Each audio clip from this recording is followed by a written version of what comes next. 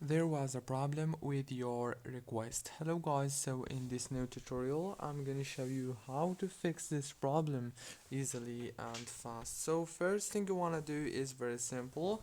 Just open the settings on your phone, go to the wireless, add networks, go to the Wi-Fi and disable it, and then go back to the settings, open the apps manager. Now right here you have to wait a few seconds before you scroll until you find the Instagram app. Okay, now let's scroll until we find the Instagram. Click on it like this and then click on force stop. Click on the storage or the internal storage. Click on clear data and click delete.